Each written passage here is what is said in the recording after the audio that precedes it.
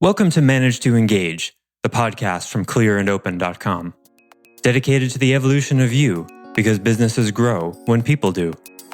Serving leaders, managers, and people who will be, helping you reach excellence in your work and achieve your personal goals at the same time.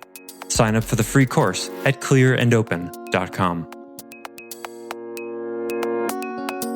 So that speaks to answering the question, well, what do you do if you either don't know your passion path, or you do know what it is, but it's logistically not possible for you to embark upon that? Well, you learn from where you are and what you're doing. Hi, it's Joseph, and thanks for tuning in to Manage to Engage, the podcast from clearandopen.com. If you didn't have to work and you weren't being paid, what would you do that creates value in the world?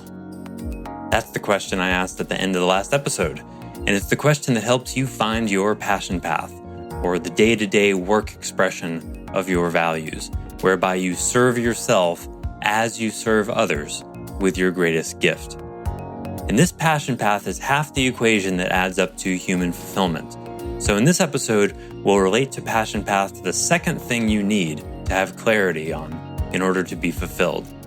And during this process, I hope you'll consider where you are on your own journey to clarity and fulfillment.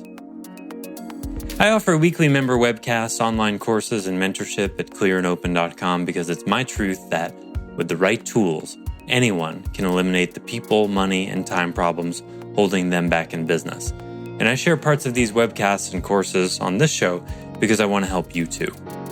If you're enjoying the show and learning from it, I'd love your feedback.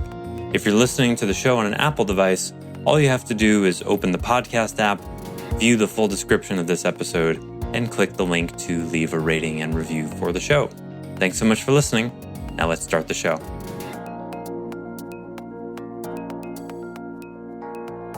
There's a lot of different angles on this passion path thing, and one of the ways to actually help make it clear, I think, is to relate it to what I would say is the other primary indicator or vector of personal human fulfillment.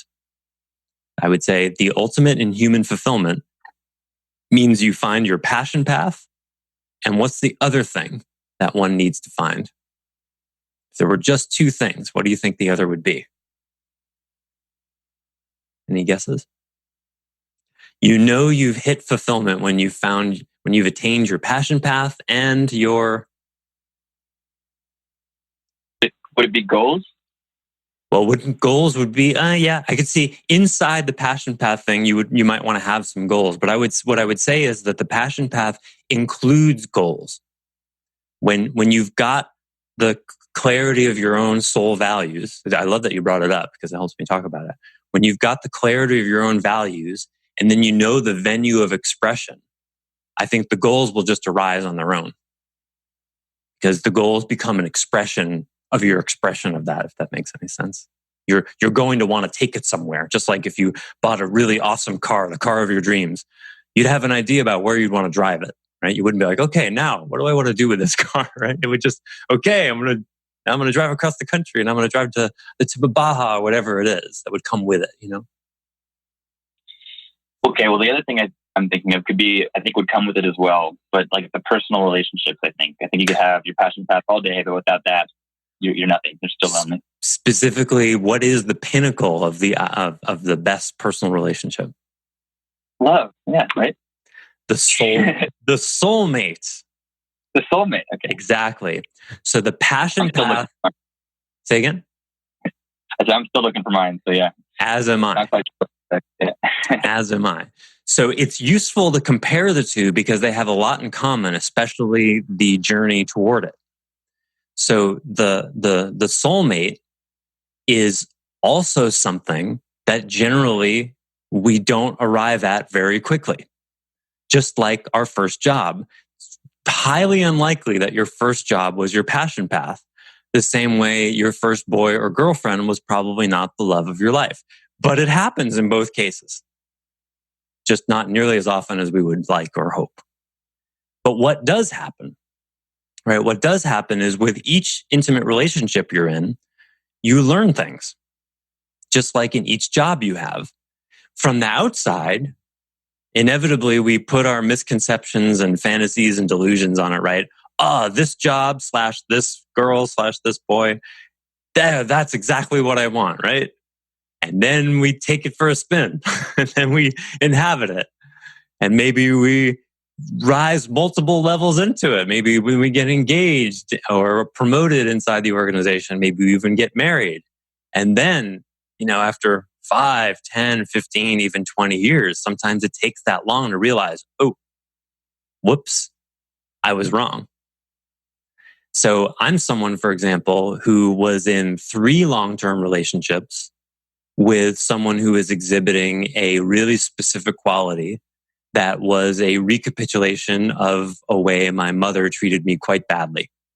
And it took all 3 of those relationships and a few shorter term ones where I was with a woman who did not see me. And I let it go and I let it go and I let it go. Someone who just did not see who I was in the same way my mother did. And then was critical and overbearing in ways that would not have happened had there been that seeing. So I needed to plumb the depths and learn all the lessons of how I didn't get what I needed in that way from my mother so that I could work on it. Because you can't heal what you don't feel. I needed to see all that stuff. Wow, I keep choosing women who do these kinds of narcissistic things. Better go to work on that, on my mother stuff and other stuff. And so I needed to do that in order to learn those lessons. And I'm really hoping, I can't be sure, that the last time that happened, which a little bit embarrassingly was not that long ago, it was about 3 months ago, that really was the last time so that I can move on to who will be an actual soulmate.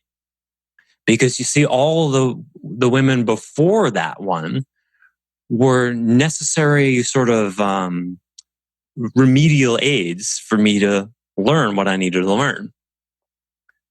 Okay.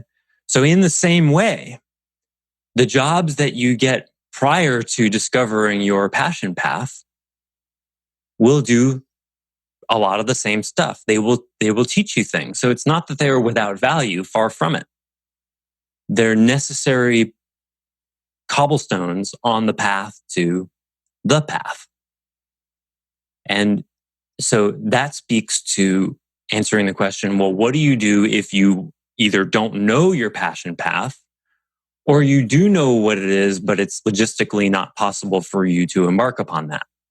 Well, you learn from where you are and what you're doing.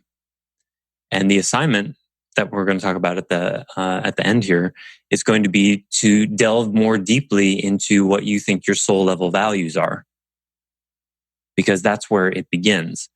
And you start to look at the gap between your deepest values and what you're doing. Because your deepest values are expressible in any job. I could be expressing truth and love by digging ditches. Now, would it be as good an expression as what I'm doing now? I don't think so, no. But I would be able to express it. In truth, I'd pay very close attention to all the stones and I would just really lose the attention on myself and pour it into the ditch I was digging so that I had a vivid, detailed look at the ditch. And love I could express through, the gratitude of getting to work outside and having a decent job and honest day's work, the people that I'm working with, you'd find ways to do that. But I'd much prefer to be doing what I'm doing here because it's like a wider tube that I can express those values through. Because, figuring out how to express truth and love by digging ditches requires some creativity, doesn't it? Right? You'd have to think about that. Or, working in a UPS box sorting facility. How do I express truth and love in there? You'd have to think about that. You could do it, but you sense it's not quite so immediate, right? As opposed to being in a situation where you're directly helping other people. Right? So step 1 is, what are your soul values? And that takes some work to really decide and discover what those are. And we'll talk about how to do that in the assignment. Once you have a model for that, and I say a model because, of course, it's subject to change and you want to hold it kind of loosely with an open hand. Then the thing is to look at what you're currently doing, what is your current work, and how good an expression is it for those values? How appropriate is it a venue for those things? And are you maxing out your ability to express those values as best you could? Are you leaving something on the table? Are you really showing up in every moment of the day with those values? Now, this is very self-interested, you see? You see how if there's any part of you that is resenting work and holding it in a, this is something I have to do that I don't really want to do, that will counteract your ability to, in a healthily self-interested way, engage in what you're doing, whether it's spiritual teaching for business people or digging ditches.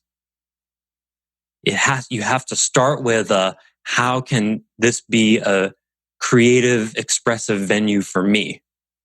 Any amount of working for the man or resentment or I got to pay the bills, any amount of that stuff will erode your ability to bring that bigger intention. And you're not going to make it disappear. It's I shouldn't say any amount of that stuff, any amount of unnavigated, unset aside amount of that stuff. It's going to show up. I wake up on mornings where I don't want to do what I do. And it takes me sometimes an hour to wake up and be like, wow, what a privilege I get to do this. So it's about having a consciousness of like, okay, am I living in a slave labor mentality? And is that really true? There's that question again. Is that really true? Is it true that I have to do this? Is that really true? So a big part of this is just an undoing. And I would assert that when you clear away the slave labor mentality, this spring-loadedly naturally arises. A healthily self-interested, okay, what can I do here? And your current position may already be a venue that is your passion path. It may not, or you may not know. For a while, I thought that I wanted to be doing something else for about 5 years. I thought that the business coaching thing was not actually what I wanted to be doing. And I thought I wanted to be out of the business world in a more personal, spiritual teacher kind of psychotherapeutic context. And I was wrong. What I saw, it took me a while, but what I saw was actually I just needed to change the business venue, not exactly stop meeting the business world exactly where it was, and really stand in this is a spiritual teaching for business leaders, and that's what my brand now says with this whole kind of Zen theme. That's got not even 6 months old, and I've been doing this 16 years, and it took up until 6 months to even find the look and feel that expressed that. So it can happen in lots of different ways. You may already be in the venue that is your passion path, but you're relating to it in a way that is not allowing for that full expression. Or you may be in the wrong industry, or any possible variation. It's just as confusing and difficult and challenging as navigating an intimate relationship. You see why I make the comparison? Because it's easy to make work really simple, like, well, you just do what you love, right? That's what we're told when we're 18. Just see if you can do what you love. Just like, when parents will give you advice about who to find as an intimate partner. Find someone who makes you laugh, I've heard, or marry your best friend. Also good advice. But the actual practice of it, have you ever had someone that you thought was your best friend for like years and then they viciously betrayed you and you realized they were actually not your friend? This is a relatively common experience, right? So in practice, it's an adventure, not a mission. And you're going to take many wrong turns, which are not necessarily wrong. It's just, I invoke the idea of the Lord of the Rings. The mission was get the ring into the fires of Mordor. That's the mission. That's the end result. But the adventure is all of the stuff that happens on the way that's completely unexpected. It creates a ton of learning, a ton of growth, changes everyone involved, and is completely unpredictable. And that's life. It's extremely unusual to actually know what you want to do, to graduate high school, let's say, with your soulmate and your passion path in your pocket. I'm sure it happens, but not very often. Thanks for listening to Manage to Engage, the Clear and Open podcast. Join us next week when you'll be a little bit closer to who you're destined to be. Until then, know that Clear and Open is dedicated to the evolution of you, because businesses grow when people do. If you want to help the show grow, I'd appreciate you leaving a rating and review on iTunes. All you have to do is open the Apple Podcasts app, view the full description of the episode, and click the link to leave a rating and review. Or you can go to clearandopen.com/review and it will bring you to the right place. If you're looking for more support on your journey, head over to clearandopen.com for even more tools, articles, and free resources. Thanks so much for listening. Bye for now.